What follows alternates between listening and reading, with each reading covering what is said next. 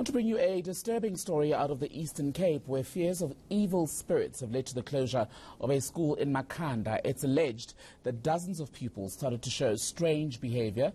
Pupils in matric and mostly girls were affected. That school was then closed for religious leaders to come in and pray as well as to cleanse the facility. But some may even ask that, do evil spirits exist? And if they do, how does one go about dealing with them? We can speak about this with Mkhulu Makhanya, who's a Sangoma, to share his understanding on the issue. Mkhulu Makhanya, a very good afternoon to you. We're grateful for your time. When you look at a story like this, how common are these sort of incidents? Greetings, afternoon. These stories are quite common, well, not only to South Africa, but also across the world. The story of or the reality of evil spirits existing among us is actually factual. It is just that then it has not received media coverage, perhaps, or it's not something that we easily talk about. However, obviously, in our cycle of work, it is something that we deal with on a regular basis. And yes, it does exist. And there will be some among us who say, well, I simply don't believe that they do. What if there's another reason in science for the pupils to have been exhibiting strange behavior? How do we decide that it was an evil spirit that caused the odd behavior? So obviously you would need people who are in the spiritual space, who can also provide actually scientific evidence of evil spirits. I mean, we do have what is called ghosts, or what we know as ghosts, appearing on camera. There are people, for example, who have been infected, by a ghost, and, they experience certain pains in the bodies, and when you go for x-rays, and you can actually see presences of spirit in people's energy or in their bodies.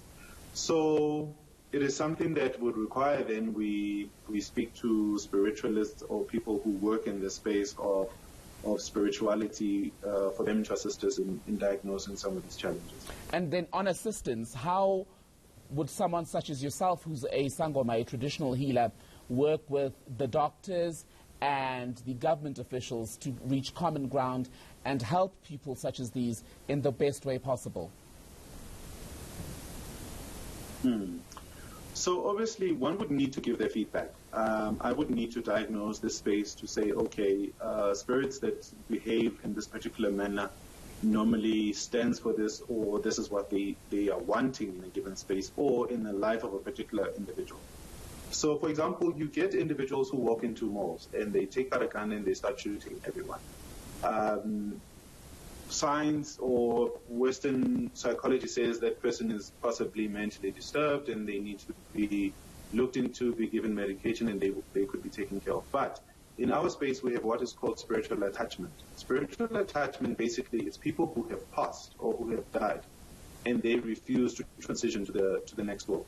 So consulting them with the Sangoma, they'll be able to tell you, okay, a spirit that behaves in this particular manner, chances are this is what they're looking for, this is how you appease it, and this is how you actually cleanse a space, an individual, or an institution such as a school, in getting rid of such an energy. Where does dark spirits or being possessed by dark spirits end, and where does being mentally ill begin?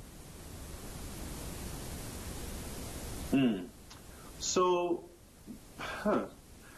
for example, with our practice, when we heal someone, it is a holistic approach. So when someone, for example, is mentally disturbed or mentally challenged, then it's important for us to look into where they come from, where they live, the kind of lifestyle that they lead, and what they have been eating, etc. And then in doing that kind of research, then we find it's okay, someone has been leading a pretty safe or clean life, then you look into issues of depression, mental illnesses, also looking into the type of lifestyle that they lead. So it is really through following a process of diagnosis to try to follow what is it that one is exposing themselves to, or what is it that one is exposed to, for us to be able to say, okay, you're suffering from mental illness caused by stress, or the fact that you are exposed to workspaces that involved working with a lot of people, because a touching spirit roam a lot in crowded spaces, malls, churches, beer places, party places, churches as well. So you would really need to find a profile of someone for you to actually come to a conclusive decision as to why they probably are mentally disturbed. And very quickly, common perception is that this sort of incident is one we'd hear about in largely rural spaces. Is that the reality? Sorry, ma'am, could you please repeat that for me? Common perception, I was saying, is that these are sort of things that would happen in rural setups, but is that reality? Look, if you look into different spaces, rural areas, urban areas, you will find that there's a presence of evil spirits, but it does not express itself the same way. So you will find that if you go into the urban spaces, addiction to alcohol and drugs, it is one of the ways in which the evil spirit expresses itself. And issues of, people took drugs, next thing, stabbing each other, drag racing, people dying. It is one way in which it expresses itself. However, when you then look into rural areas, then it has a different personality or a different way of expressing itself.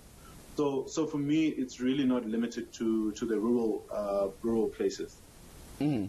Thank you very much for that. Mkhulu Makhanya speaking to us about an incident in the Eastern Cape at a school where mostly matric pupils and female pupils, in fact, are said to have been possessed by spirits. That school was later closed and religious and traditional leaders brought in to cleanse the facility. You may also have heard there. Not the first time I've been addressed as ma'am on air, but thank you very much for that.